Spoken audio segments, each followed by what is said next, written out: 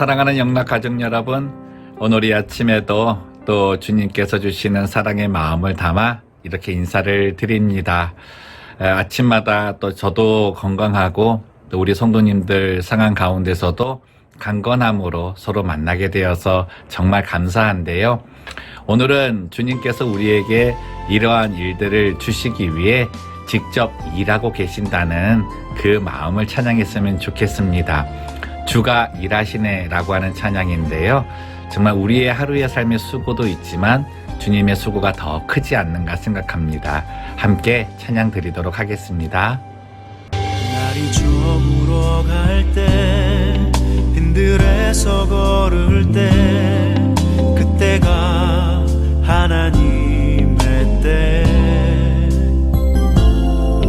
내 힘으로 안 될 때 빈손으로 걸을 때 내가 고백해 여호와 이래 주가 일하시네 주가 일하시네 주께 아끼지 않는 자에게 주가 일하시네 주가 일하시네 신뢰하며 걷는 자에게. 오늘도 우리를 위해 일하고 계시는 주님을 찬양함이 너무나 감사하고 또 기쁨인데요. 함께 읽을 이 시편 5편의 말씀도 아마 주님의 그 일하심에 대해서 또 자세하게 우리에게 알려주고 있는 것이 아닌가 생각을 합니다. 그럼 오늘은 시편 5편 말씀을 읽고 묵상 나누도록 하겠습니다. 여호와께 감사하고 그의 이름을 불러 아뢰며 그가 하는 일을 만민 중에 알게 할지어다. 그에게 노래하며 그를 찬양하며 그의 모든 기이한 일들을 말할지어다. 그의 거룩한 이름을 자랑하라.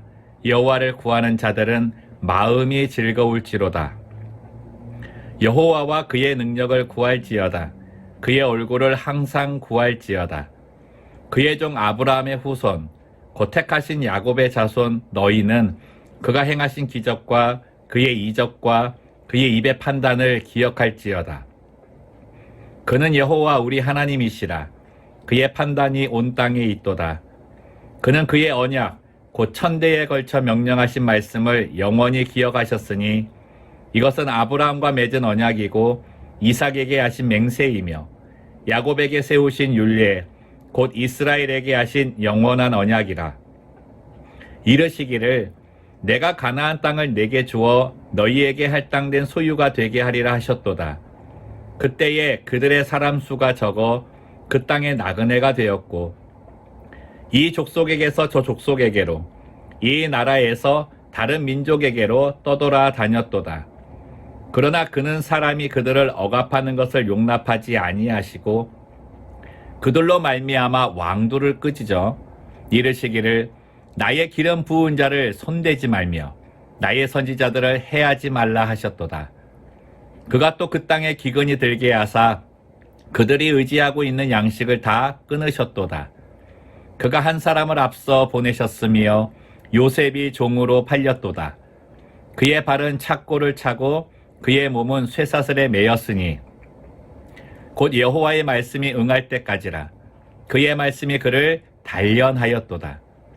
왕이 사람을 보내어 그를 석방하며 무 백성의 통치자가 그를 자유롭게 하였도다. 그를 그의 집의 주관자로 삼아 그의 모든 소유를 관리하게 하고 그의 뜻대로 모든 신하를 다스리며 그의 지혜로 장로들을 교훈하게 하였도다.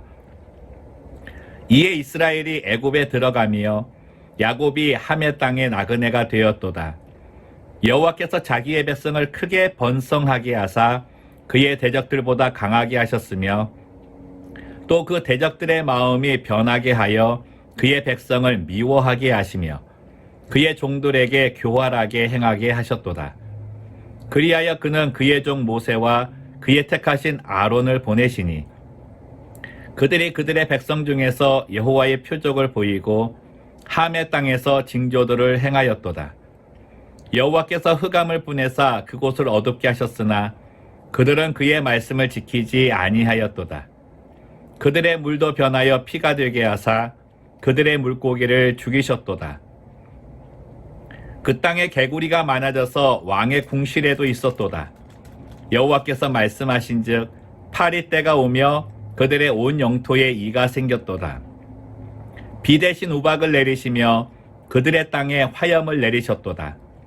그들의 포도나무와 무화과 나무를 치시며 그들의 지경에 있는 나무를 찍으셨도다.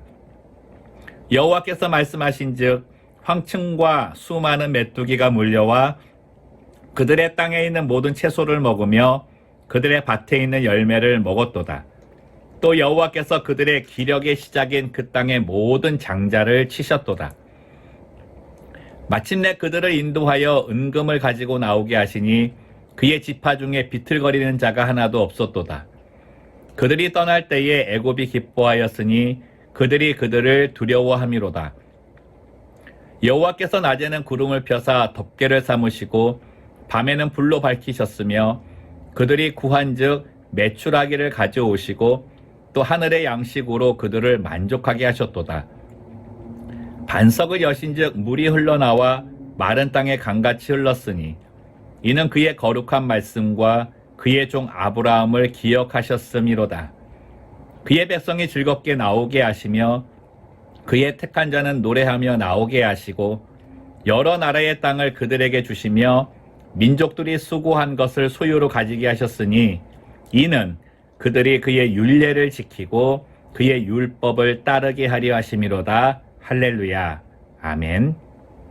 오늘 본문 말씀에는 하나님께서 아브라함을 택하시고 또 그를 통해 그의 후손들을 택하셔서 이후에 이스라엘 백성이 되게 하시고 하나님을 증거하고 하나님을 예배할 수 있는 공동체로 삼으신 내용을 적고 있습니다. 특별히 이 내용을 보시면 우리 성도님들 창세기 기록하시면서 아마 그 영화화 장면처럼 이렇게 지나가실 거예요. 특별히 이제 출애굽의 10가지 재앙의 사건들도 나타나고 또 이들이 가나안 땅에 들어가게 되기까지의 모든 여정을 기록하고 있는데 그 모든 여정을 이끄시는 분이 바로 하나님이셨다. 그렇게 말씀하고 있는 거죠. 근데 그런 하나님께서 이 아브라함과 또 이삭과 야곱 그의 후손들 이 이스라엘 백성들을 위하여 행하신 그 이유가 두 가지라는 거예요. 하나는 하나님께서 약속하신 말씀 때문이고 두 번째는 그 약속의 말씀을 이룰 그 백성을 직접 선택하셨기 때문입니다. 하나님의 신실하심이 여기에 나타나고 지금의 우리에게 이 신실하심이 적용되는 건 예수님 때문이죠. 예수님을 믿는 모든 자에게 하나님께서는 아브라함에게 해주신 그 약속의 말씀 그리고 선택의 은혜를 주셔서 지금도 우리의 삶을 이끌어 주시는 그런 축복과 혜택을 얻게 하고 계시는 것입니다. 그런데 하나님께서 우리에게 이러한 일을 행하실 때 정말 저희들이 우리들의 삶에 하나님이 이 일을 행하시는구나. 하나님께서 나를 또 이렇게 이끌어 주시는구나. 그거를 느끼게 되면 우리에게 드는 생각은 어떤 마음일까요? 저는 다른 무엇보다도 내가 지금 행하는 일 그리고 나의 삶의 자리에서 하나님의 거룩하심을 느끼게 되지 않는가 생각을 합니다. 그러다 보면요. 내가 지금 계획하고 실행하는 일들 그리고 또 진행되는 과정 속에서 또 다음 스텝을 생각할 때 나의 그 모든 일에 하나님의 거룩하심이 담겨져 있다라고 하는 그런 의식까지도 갖게 된다는 거죠. 그래서 모든 일을 진행하고 결정하고 또 계획할 때 상당히 주의하게 된다라는 마음을 갖는 것입니다.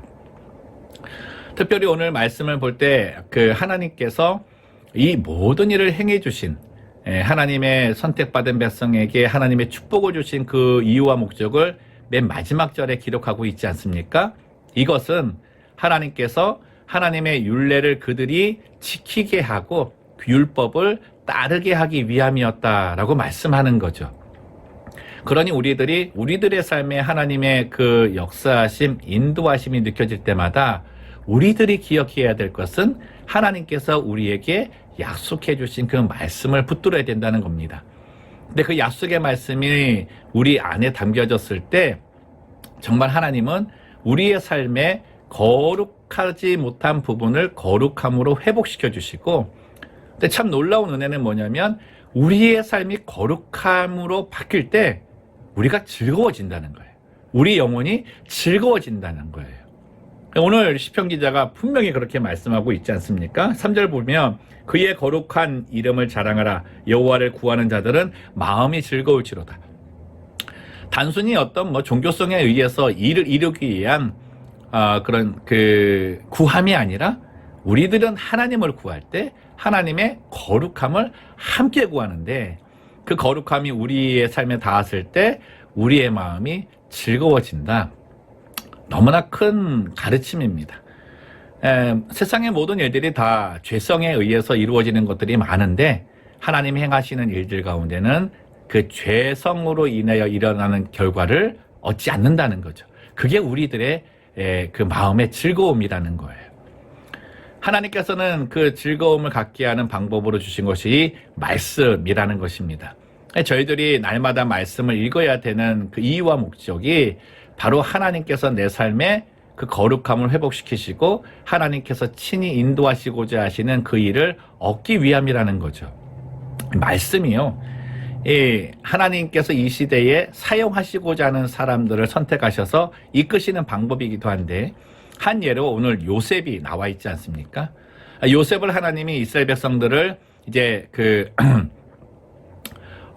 가나안 땅에서 애굽으로 인도하실 때에 사용하신 방법이었고, 또 그 자손들로 통해서 이제 출애굽까지 인도하시는데, 요셉을 사용하실 때 뭐라고 말씀하시냐면, 그가 한 사람을 앞서 보내심이요 요셉이 종으로 팔렸도다. 근데 19절 보세요. 곧 여호와의 말씀이 응할 때까지니라. 그의 말씀이 그를 단련하였도다. 이 시대에 하나님께서 인도하심을 보이시고자 하는 그 모든 일에 사용하실 사람을 하나님이 하나님의 때일 때까지 단련하신다는 거예요. 근데 뭐로 단련하신다 그럽니까? 그의 말씀으로 단련한다 그랬습니다. 지금의 시기에 정말 저는 필요한 것이 이 하나님의 인도하심을 보여주고 하나님의 거룩하심을 삶에 담는 하나님이 찾는 요셉과 같은 인물이라고 생각을 합니다. 그러려면 우리는 말씀으로 단련돼야 됩니다. 청년이 무엇으로 그의 삶을 지킬 것인가? 하나님의 말씀으로 삼가할지니라. 정말 그 가르침이 지금 필요하고요. 저희들 날마다 그 말씀을 묵상하며 따라야 되지 않을까 생각을 합니다. 제자 훈련을 하면은 60개 구절을 이제 들여서 매주마다 이렇게 암송하게 하는데, 여러분 그것도 있지만 여러분들이 하루에 한 구절이라도 한번 이렇게 암송은 아니어도 그 구절을 마음에 품고 기억하면서 한번 생활해 보십시오. 그럼 그 말씀이 여호와의 말씀으로 내 안에 역사되어서 나를 단련시키시는 그런 일들을 보게 될 것입니다. 그분이 하나님이 사용하시는 사람입니다. 우리 모두가 말씀으로 단련받아서 이러한 쓰임받는 모든 존재가 되기를 소망합니다. 기도하겠습니다. 살아계신 하나님 아버지, 이 어려운 상황에 정말 우리들이 주의 말씀을 더욱더 묵상하고 붙잡아야 된다는 것은 알지만 하나님, 그러하지 못하고 다른 것에 마음을 둘 때가 많이 있습니다. 오늘 하나님께서 말씀하신 것, 하나님은 우리에게 축복하시고자 선택하셨고 그 약속의 축복을 주신다는 것을 이행하고 계신다고. 그런데 그 이행을 하실 때에 반드시 그 일은 하나님의 거룩함을 두신다고 말씀하여 주셨습니다.